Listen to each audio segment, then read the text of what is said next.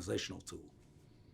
Do you consider the new kind of science to be that hole in the history that you were mentioning? That, like you mentioned, like even when we look back at something that we have been learning for like 50 years, right?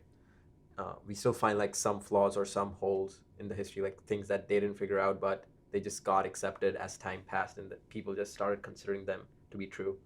And anytime you try to mess with that, people are resistant, and the tower will resist basically, right? Like inertia. So do you think, is that why the new kind of science is facing this kind of resistance? I don't think it faces any resistance anymore. Okay. I mean, I think it won. Because, if you look back 25 years and you look at, when people were making models of things, how did they make those models? They wrote down equations. If you look today at new models people are making of things, they usually make programs.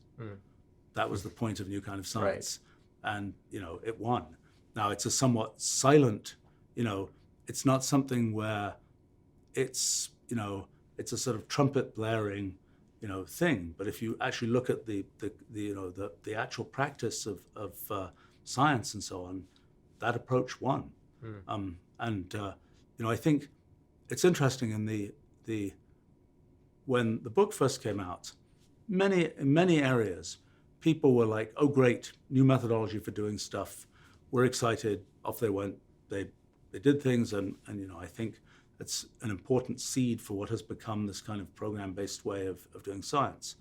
The one community that I realized sort of long after the fact was the one that was hostile to the whole enterprise, was the physics community, which was very weird because that was a community that, among other things, essentially all those people use our technology every day. Right.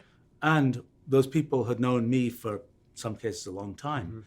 And what I realized is that this was sort of an alien invasion type situation where it's like, this is paradigmatically different. I remember one person, no longer alive, but a well-known mathematical physicist, who I'm talking to him about this, the book and so on. And he's very upset about the whole thing. And he's like, I looked through this book. I can't understand anything. It's a bunch of code and pictures. And, it's because he's a mathematical physicist who was used to, trading in equations, so to speak. And it's like, well, I said, well, that's the sound of a new paradigm, so to speak. It is different from what you know. And that's, now the thing that's been surprising with our physics project last few years is that what 20 years ago was a sort of a pitchfork, a big thing with lots of not lots of, a certain number of sort of physicists, this couldn't possibly be true type thing. That's actually melted away, and there's been essentially no pitchforkery, and which is interesting. I mean, I think it's happened because, first of all, fields go through different levels of self-esteem. And another one was pretty interesting, was when Wolfram Alpha came out in 2009, I wondered how the AI community would respond to it. Okay? Now, the AI community at the time was in deep winter. AI was it was almost dead. There was barely a sort of heartbeat there. And in fact, the people in that community were very positive. And I think it's kind of like, wow, something works, and the methodology of Wolfram Alpha is utterly different from the methodology that people had for sort of doing kind of brain-like AI type things. In a sense, one of the things I remember, was a big project had been done about common sense reasoning, where people had tried to sort of encode common sense reasoning in computational way, and then, in a sense. And then Wolfram Alpha comes out, and many of the things that you sort of thought you might be able to do but couldn't really do with common sense reasoning, you could just ask the question to Wolfram Alpha, it'll give you the answer. Okay, so why did this work? What I realized after the fact is that the common sense reasoning approach used a period of intellectual history and science that predated the 1600s. That is, before the 1600s, it was all natural philosophy. There wasn't a mathematicization of the whole thing. So it was kind of if you want to figure out how this mechanical system will work, you imagine, you say, if you do this, then logically this happens and that happens and the other thing happens. Well, what we did was just cheat by saying you turn it into a bunch of equations, you solve the equations, and there's the result, which is what we learnt was possible in the 1600s in the mathematicization of science.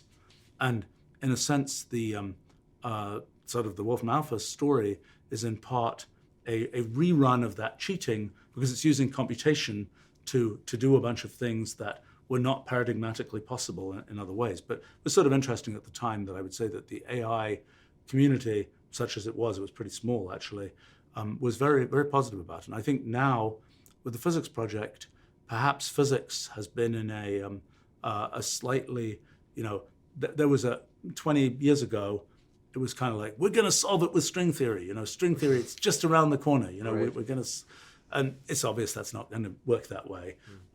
Although it turns out string theory is almost certainly a limiting case of the underlying kind of machine code that we kind of have built for physics. And although I'm still waiting for, a bunch of string theory people are sort of interested in this, but nobody's actually rolling up their sleeves and figuring out exactly how this correspondence works. But I think there will be one. But it's, so these fields go through periods where they're in more and less, we got it. We know how to do it. We don't need anything from the outside.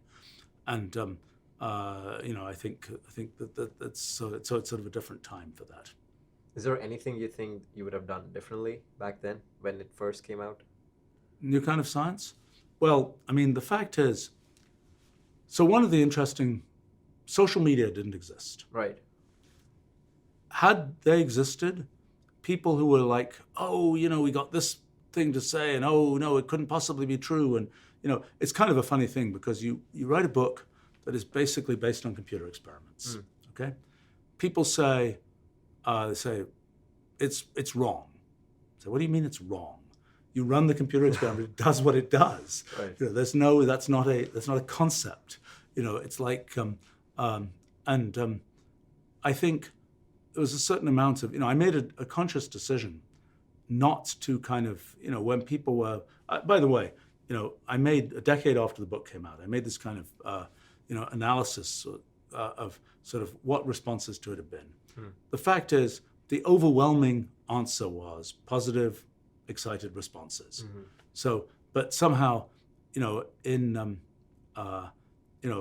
any negativism, there's a certain amplification in one's own perception, right. and so on. And so it's actually, but what I decided not to do at that time was kind of engage in the kind of the mud fight, so to speak. And it was very funny because, I went around the US, I gave like 25 talks at, main universities and things like that. And people were very polite. Nobody was kind of standing up and waving their hands and like, whatever. But yet, in a very cowardly way, people were like, oh, we control this, we can write this thing. It was funny because there was one guy, this is dead now, a chap called Steve Weinberg, who's a well-known physicist, who wrote this, wrote this thing that was, I actually didn't read it because I sort of follow the principle of not reading stuff that's written about things I do because I don't think it's a useful feedback loop. He was like, oh, it's all nonsense type. There was something, I don't know exactly. But anyway, maybe a few months after it came out, I happened to have lunch with him. I arranged to have lunch with him. And I'm like, and it became clear that he just didn't understand it at all. And and he was like, oh, I didn't get that. It's like, what part of, again, it was one of these paradigmatic things. And by the way, interesting thing there is the name of the book was more sensible even than I had thought at the time. Actually, it was funny. I was doing a podcast with a physicist person, Lawrence Krauss. It's not the name can't be a secret because there's a podcast out there. Who was sort of I think was kind of like, oh, I can find find fault with this or that, but then he was talking about a new kind of science and so on, and was kind of trying to describe it and trying to characterize it and so on, and ends up basically saying, describing what it is, and ends up sort of falling backwards into saying a new kind of science.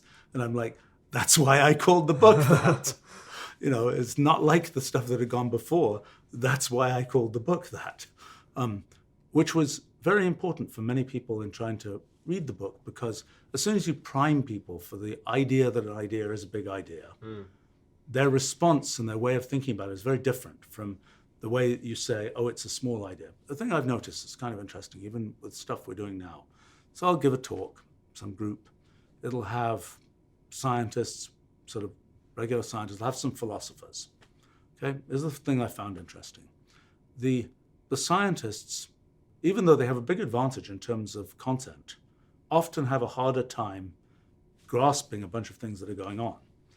And why is that? The reason is, I think, I've noticed, that they don't understand that there can be more than incremental progress in intellectual things.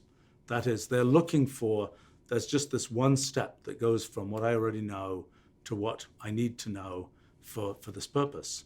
Whereas philosophers are much more used to the idea that there's many steps and it's complicated and you don't immediately understand what's going on. Mm-hmm. So it's a funny phenomenon. I mean, it may be totally biased by sampling, because it may be that the philosophers who show up to these things are philosophers who have sort of sophisticated thinking about science and things like this. So it might be a completely biased sample so far. So I can't necessarily say it will be generally true, but it's been a little bit notable to me that's how that's worked.